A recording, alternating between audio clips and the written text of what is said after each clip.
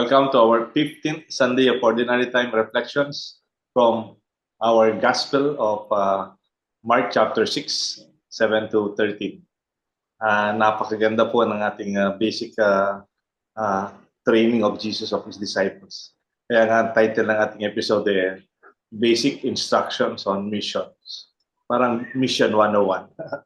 Ito pong tinuturo niya sa atin since they are principles of mission. And they are principle, they remain true wherever and whatever time it may be. Jesus sends his disciples with a very simple and basic instructions before they embark to their mission.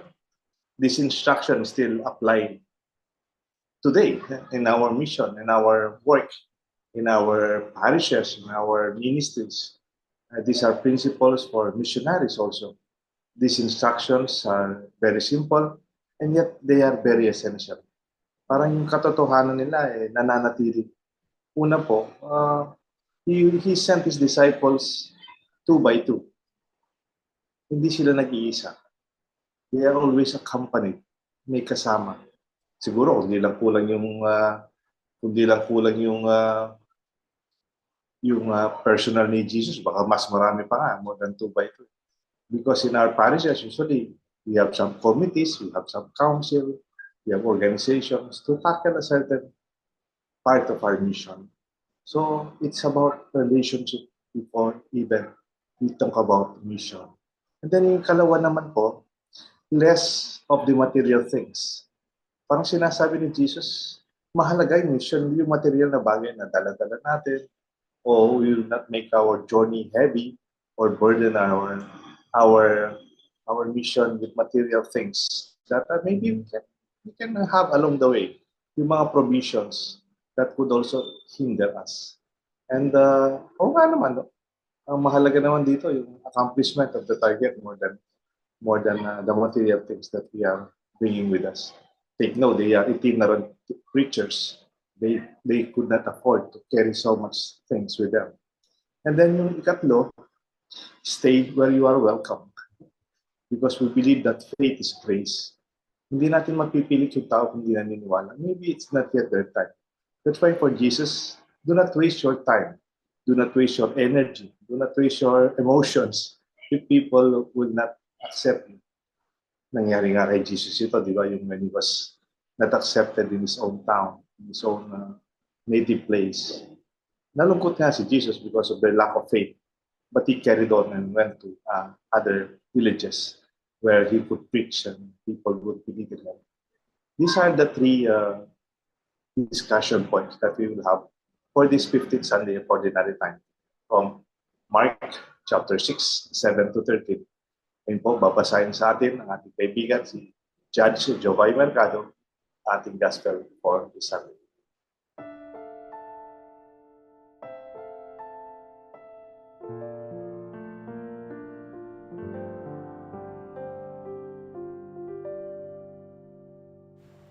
Pagbasa mula sa Ebanghelyo ayon kay San Marcos.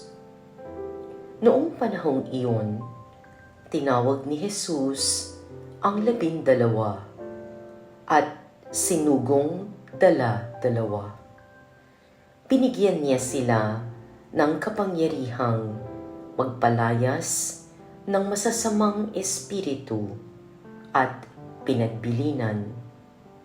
Sa inyong paglalakbay, huwag kayong magdala ng anuman maliban sa tungkod ni pagkain, balutan, salapi sa inyong lukbutan o bihisan, ay huwag kayong magdala. Ngunit magsuot kayo ng panyapak.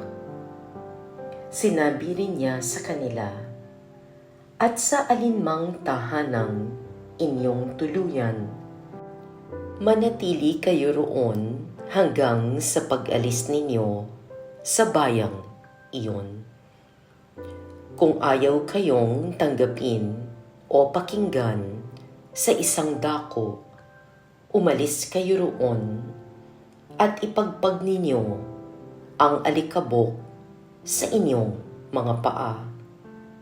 bilang babala sa mga taga roon. Kaya't humayo ang 12 at nangaral sa mga tao na pagsisihan nila at talikdan ang kanilang mga kasalanan. Pinalayas nila ang maraming demonyo sa mga inaalihan nito. Pinahiran nila ng langis at pinagaling ang maraming may sakit. Ang mabuting balita ng Panginoon.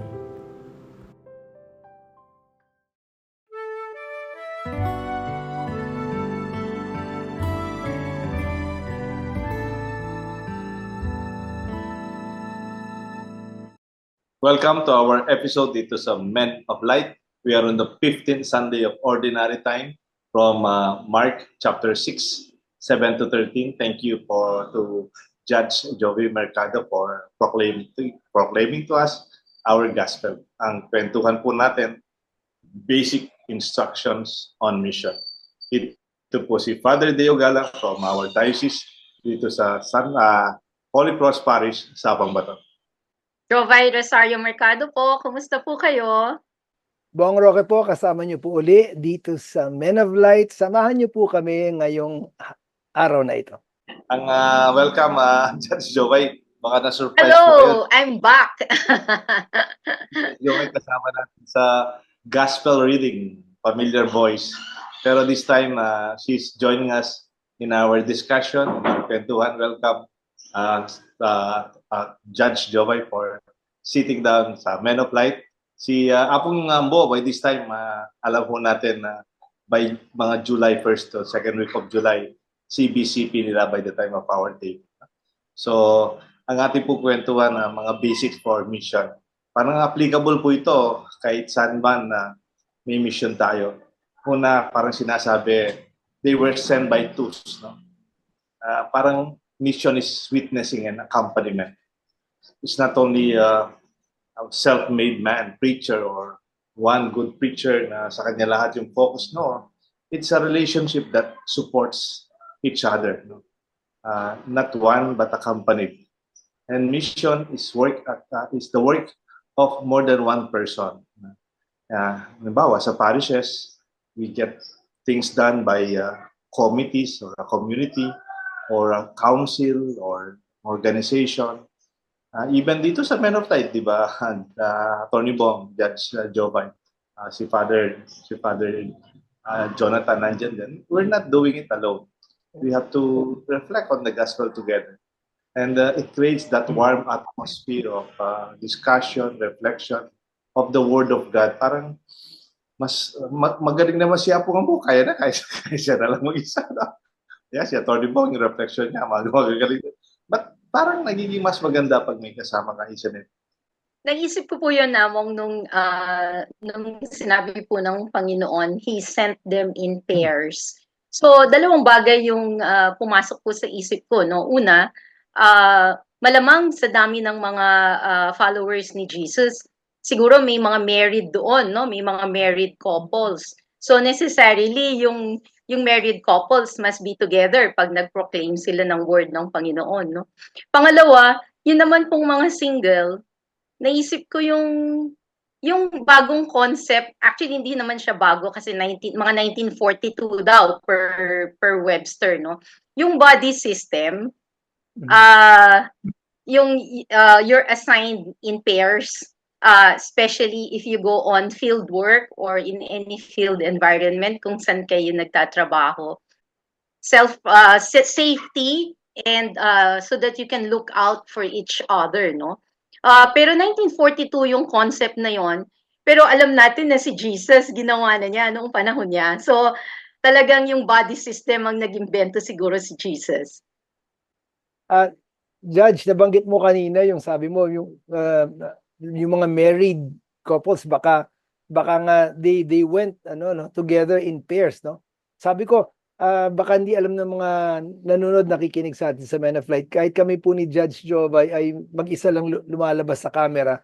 Actually po, we get a lot of support from our spouses. Tama ba, Judge? Yes, Yeah, yes. maaring wala Oo. sila sa camera kagaya namin ni Judge, pero hindi po namin magagawa itong mission na to, kami ni Judge Jobay, kung wala po yung support ng aming spouses. In fact, I concur, di ba? Attorney Bong. I Di ba? concur. In fact, Judge, sabi Ano po, ng, yeah, Joe Biden, hindi naman siguro magagalit si Judge Jonel yung kanyang technical support. Sa kanyang technician.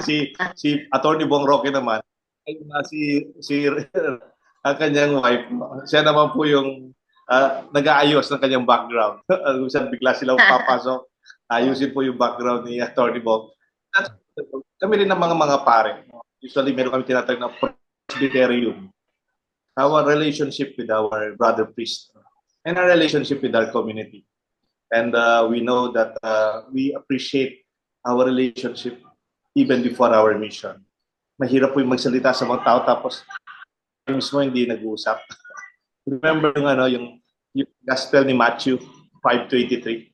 Sabi niya, if therefore you are offering your gift at the altar and there you remember that your brother has something against you, leave your gift before the altar. Go on your way. First, be reconciled to your brother and then come back and then offer your gift. It's a good reminder that there's that relationship first before mission. And that's the truth of the basic instruction of Jesus. Hindi pwedeng hindi tayo nag-uusap tapos meron tayong mission sa ibang tao. Naaalala po ninyo noon, meron akong isang nabasa, 'di ba importante nung panahon ni Jesus Christ yung testimony of two witnesses. Naalala po ninyo 'yon? So parang naiisip ko na siguro isang dahilan 'yon ng send out ni Jesus in pairs kasi not only for companionship and partnership but so that one will testify about Jesus, no? And the gospel and the coming of the kingdom of God. And the other will verify.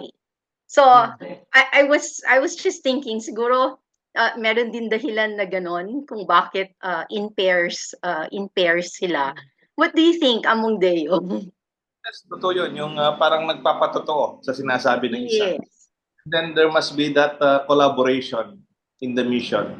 And even Jesus always give a very big premium when it comes to relationships. So para po bang nagpapahayag at nagpapatunay kung dalawa sila? Ano po? yeah. Nabanggit din ni Father Deo kanina, Judge, na binanggit niya yung Matthew 5:23. Oo nga, napaka-importante na you first go and be reconciled with your brother if you're offering your gift at the altar. Ibig sabihin, kung tayo ay pupunta sa mission and we remember that we have our brother has something against us. Ang sabi ni Father Deo kanina, precedence, the relationship takes precedence over the mission. Tama ba, Among Deo? It's really maayos ka muna so that you can go in pairs, so that you can go with your brother or your sister in going to the mission. That's true. Kaya nga sa parokya, totoo yan eh. Yung in pastoral reality, ngari, meron kaming charismatic group tapos I send them to different communities para magkaroon din ng BEC. Pero dapat sa grupo natin, dito pa lang, solid tayo. Parang sa Men of Light, we don't really, I'm very conscious about it, but I'm a good friend of Attorney Bong and his family. Ganon din kay Brother Joby. Ganon din kay Judge Jopay at sa kanyang husband. Ganon din kay Father Jonathan. We are, parang may natural bonding tayo. And then parang because of this friendship, parang hindi man obligasyon na we go to Tuesday and Thursday taping. Because of that relationship, parang everything revolves around that basically Jesus by pairs. Sabi nung isang naging head ng mga Dominican, si Bruno Cadore. Sabi niya, we are not only together in the mission. Being together is part of our mission. Kaya nga po, kung babalik po Men of Light, let us go to the second part. This time, Jesus is telling his disciples, go and be simple. Go and let go of material things that are not really essential to your mission. Magbabalik po ang Men of Light after a few moments.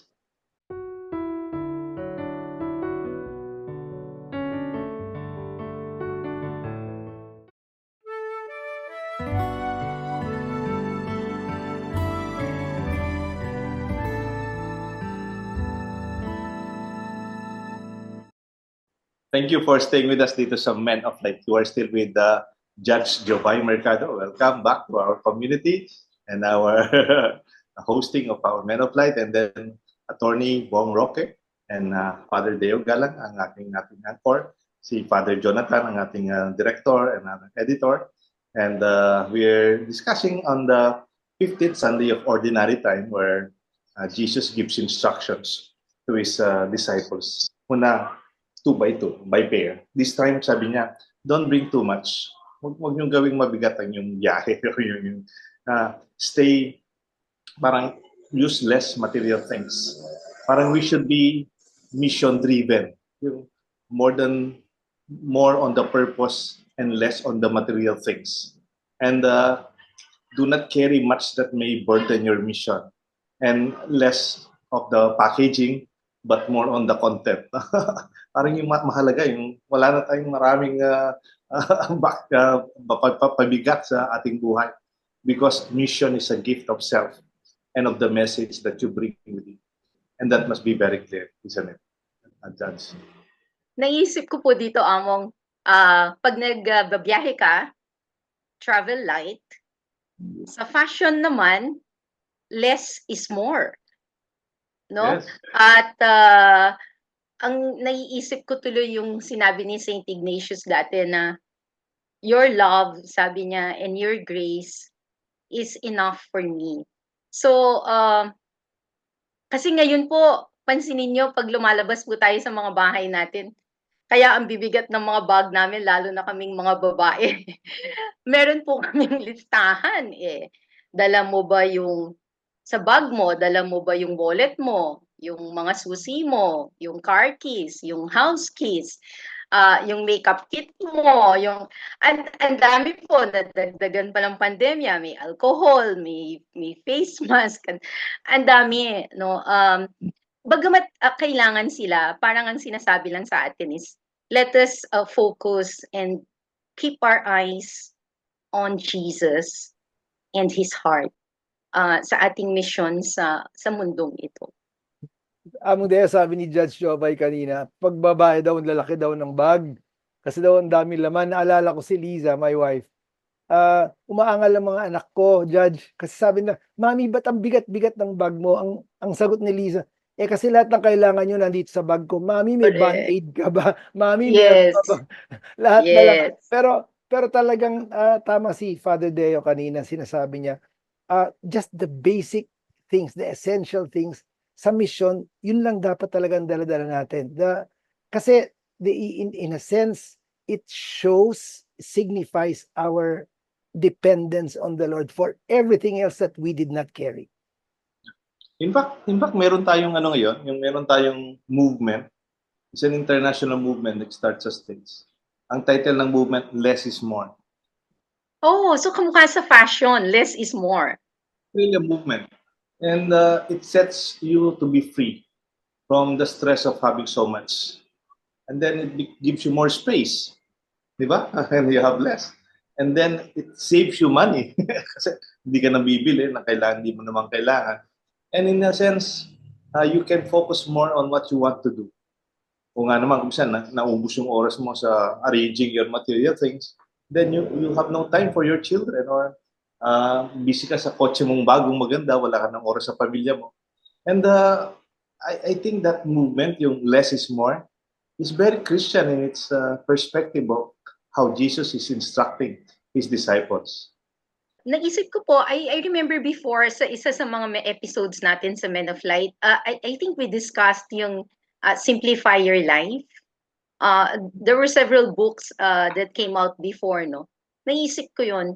Sometimes, you match things up, no? Whatever your attire is for your bag, your accessories, your shoes, and all. Pero ultimately, sometimes you just need a pair. Yes, Uh, when you learn to declutter, uh, that's when you focus more on what is necessary and what is needed. Sa mission din, yung actual mission, Father Deo, I'm sure you know this, kapag nagpunta ka sa isang barangay, for example, na you just bring the message of the Lord, tapos gutom ka. Ito ay actual case ito. Magtataka ka kasi yung pupuntahan mong barangay, even yung gutom mo papawiin, tsaka yung uhaw mo, kasi they will provide the necessities of the body. And that's the Lord's provision flowing through them. So, kasi pwede kasi ako minsan I feel guilty, no? Yung you have a sense of independence. Parang I can do it without you, parang ganon. I Yeah. can survive even Yeah. without you. But we miss the point of sharing and the simplicity of dependence on God's grace. Sa Bahay Pag-ibig, sa mga institution natin dito, Bahay Pag-ibig, is an institution for the old and the unwanted, and the mga matatandang walang pamilya. May nagdo-donate ng ano dyan noon. Nagdo-donate ng mga equipments kamukha ng malalaking washing machine, magagandang refrigerator, comfortable na katre, kama, saka sabi. Pero yung naunang pari noon na sinusundan namin, no, sabi niya, tayo yung maglaba. Tayo maglaba. Tayo yung maglinis. Hindi natin kailangan malalaking ref. Dapat yung we just survive with the daily things. Parating fresh, parang gano'n. And there's that kind of mission that sometimes affluence would forget because we become very dependent and independent from the grace of God and the simplicity of our daily bread.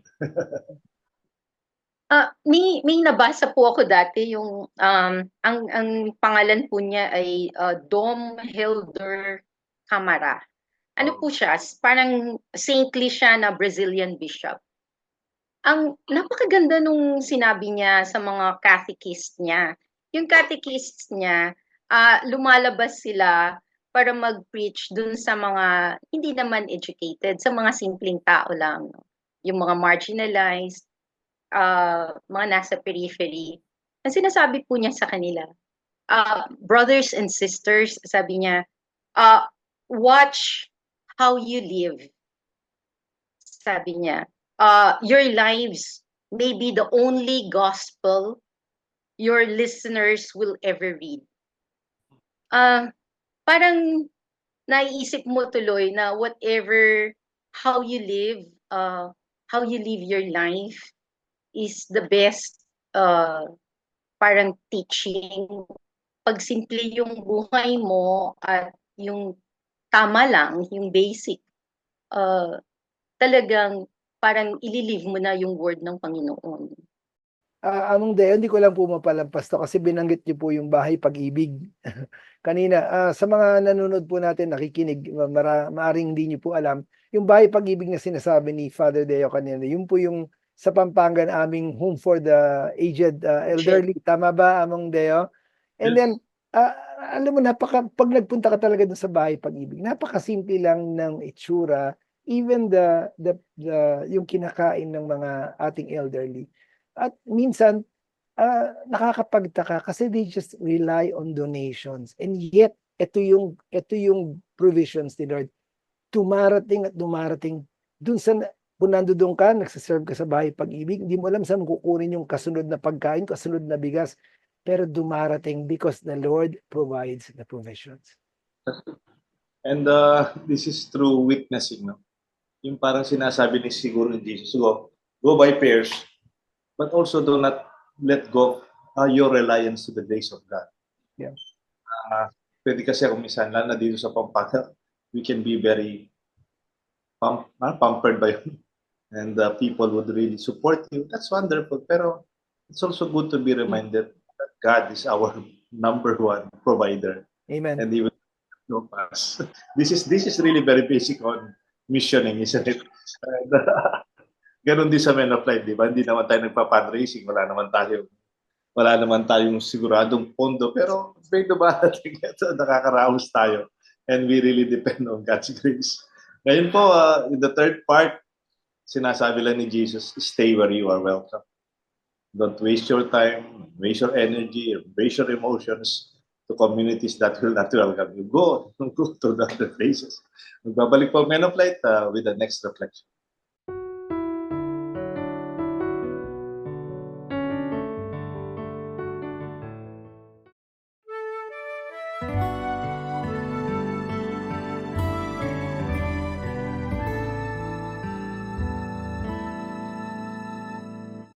Welcome sa Men of Light. We are at the third part of our discussion. We will continue yung flow ng discussion. The advice or the instructions of Jesus to his disciples as they go to mission. Una, he was send them by two. The prominence of the importance of relationship even before the mission. And then yung kalawa naman, the importance of mission before any material things. Dapat hindi mabigat ang biyahe natin. And the providence of God will always be there. No? God will always provide. And then ikatlo, stay where you are welcome. And for me, to develop your relationship with your host family and community, it's very important. Parang contrary sa concept natin ng mission, di ba? Yung mission parang on the go, di ba? Parang mission yan eh. Pero Jesus, on the other hand, also encouraged them to stay. Get to know the family, get to know your host, no? And live with them. And it encourages relationship to be deepened by staying in the same house. Maybe even invite them to join the mission in the long run. Kasi ganito lang talaga dumarami ang pagkikisama sa ating community and mga bukasyon laging nagkakaroon ng inspirasyon because we live with them. And that is how I look at this instruction of Jesus. Parang naalala ko po yung parable of the sower.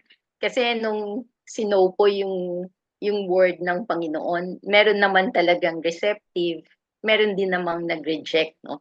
So, hindi lahat ng places tatanggapin ng pare-pareho yung salita ng Panginoon. Kaya parang naiisip ko, oo, ihahayag mo sa lahat ng tao, hindi lang sa good, no? Because the word of God should be preached to all. Kaya lang hindi naman lahat tatanggapin ng mabuti. So, dun sa hindi nila tatanggapin, just move on. Kaya lang medyo harsh yung words dun sa gospel, no? Yung shake off the dust of their feet. Di ba parang ang naisip ko kasi nung unang panahon parang I'm finished with you. Tapos na ako, 'di ba? Parang aalis na ako. I-shake off ko ito. Wala akong dadalhin dito kahit yung dust na 'yan, no? Iiwan ko. Pero sana in the future kahit na rineject nila nung una ay bukas pa rin sila sa salita ng Panginoon.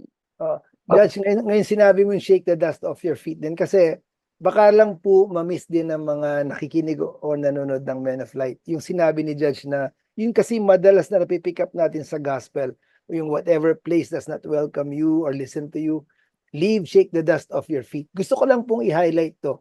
I challenge you to read the gospel and before the part where it says shake the dust off your feet, ang sinasabi ng gospel, whenever you enter a house, stay there until you leave. Yun yung punto ni Among Deo kanina eh. Stay where you are kasi when they welcome you, so may flip side yung shake the dust off your feet at nauuna yon. Kapag nag-welcome sa'yo, stay there. Have a relationship with them. You make sure that you nurture the relationship with them. At nauuna po yun sa shake the dust off your feet. Yeah. Pero in the recent gospel, I think it was even last week, no? Yung gospel where Jesus was alienated or even title lang natin noon eh, yung he was estranged by his own people in Nazareth, in his native place. Jesus was surprised by their lack of faith. Yes. And he just moved on. Hindi siya nakipag-away. Hindi siya nakipag-argue because they rejected it. He did not waste any time, Yeah. any effort, any energy, or even emotions about this. Parang siguro nagbalik, parang and then he went on to the other villages where he is accepted. I think faith is grace. It's grace. You cannot force it.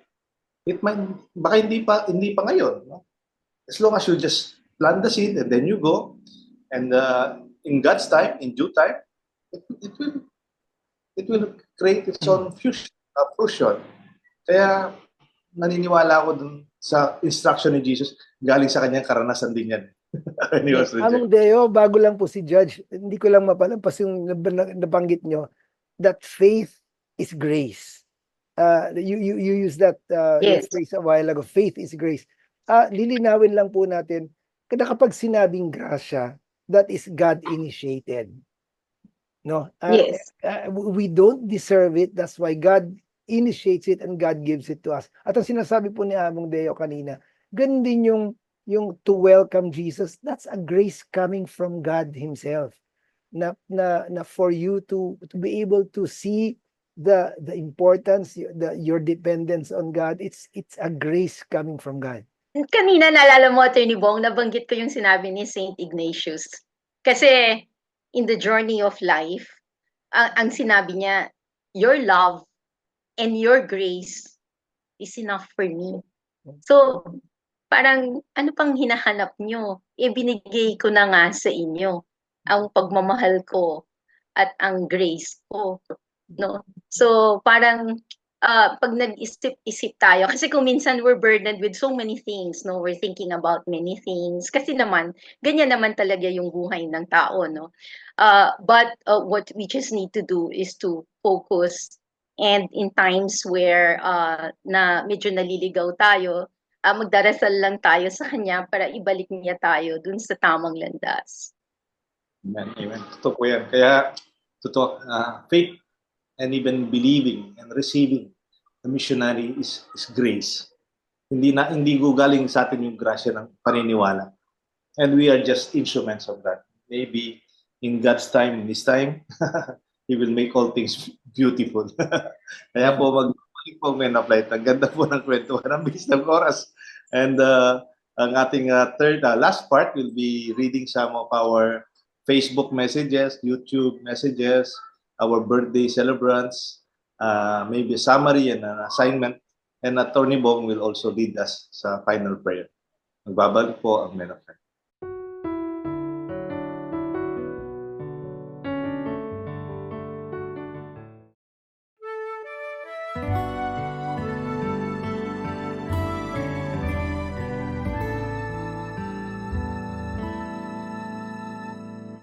Welcome to the last part of our Men of Light community, and we will be reading the text Facebook messages, ating birthday celebrants, simple summary and assignment, and the prayer of Attorney Bong Roque.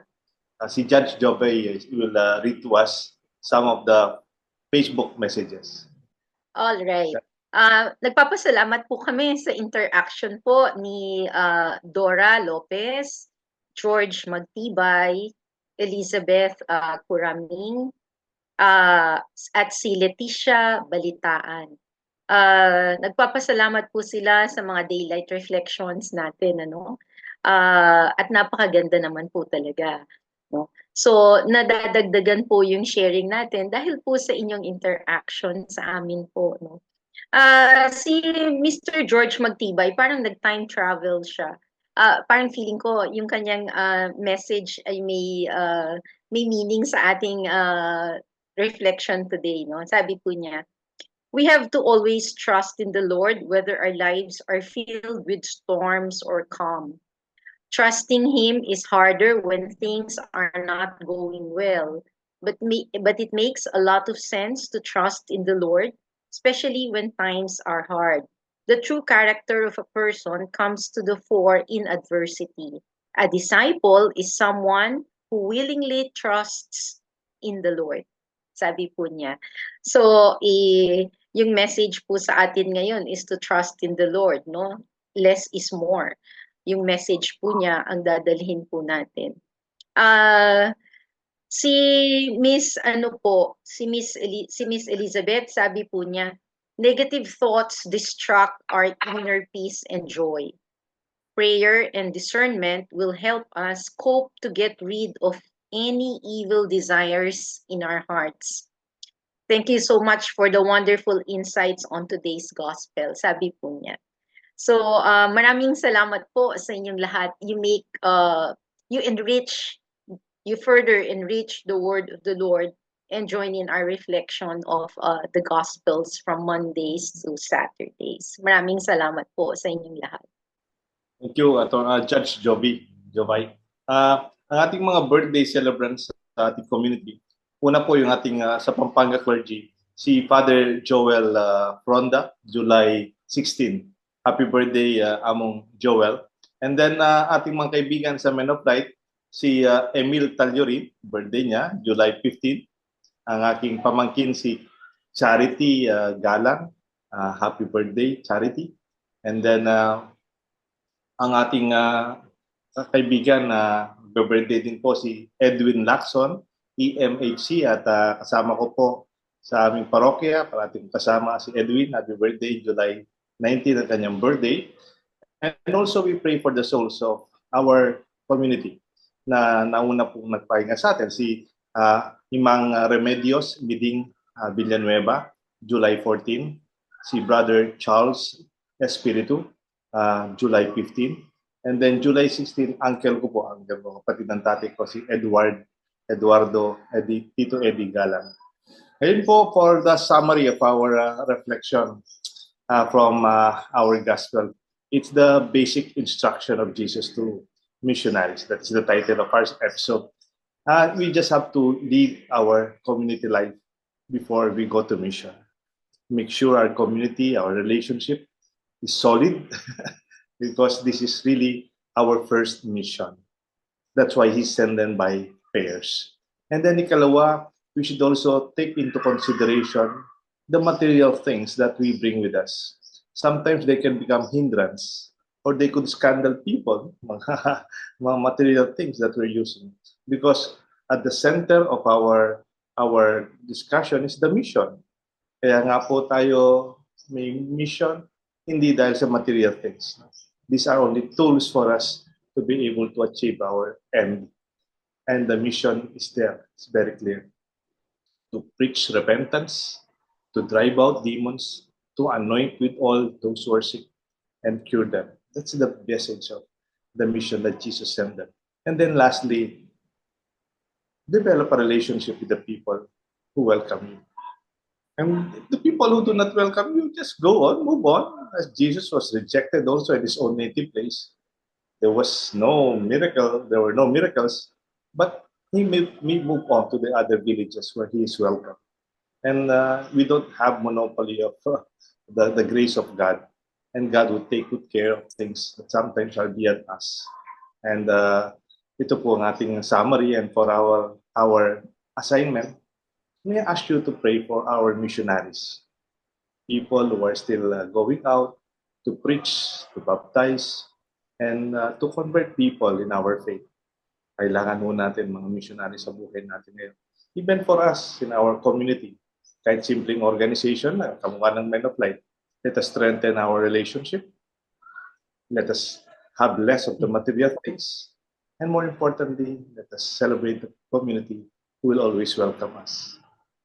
Ngayon po, si Brother Attorney Bong Roque will lead us in our prayer and our closing prayer.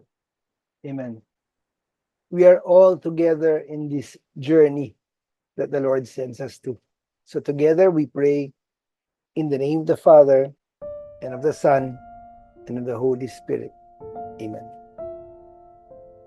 Lord Jesus, once more today, I hear your call to be sent into the world as my sacred calling. You also remind me that I am not meant to journey alone, but alongside fellow laborers who share the same mission and purpose. I ask you, dear God, to knit my heart with theirs so that we may find strength and support in each other as we walk together in the mission field. Lord God, even if you send me a companion in this faith journey, I admit that I still lose focus at times.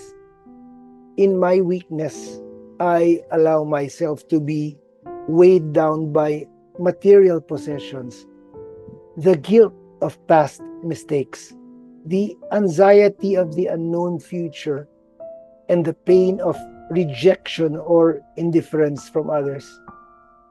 During these times, Lord, help me to shake off the dust of discouragement.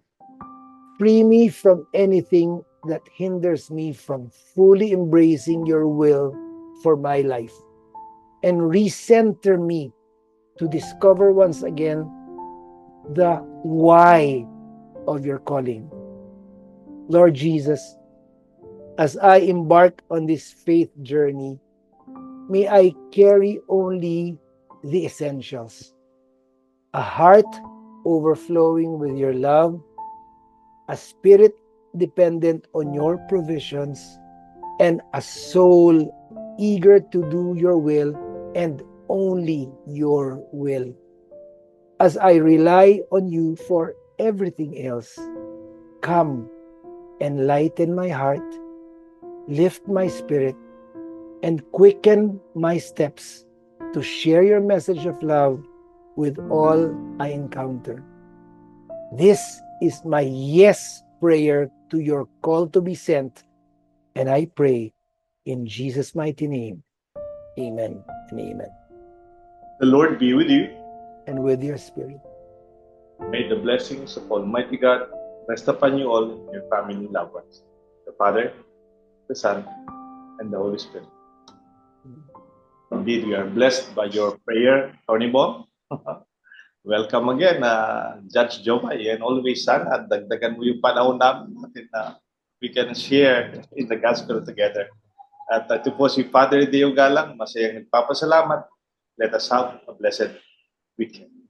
Jovay Rosario Mercado po, magsimba po tayo at pagkatapos po ng misa, tanggapin po natin ang tawag sa atin ng Panginoon para maging disciple at apostle.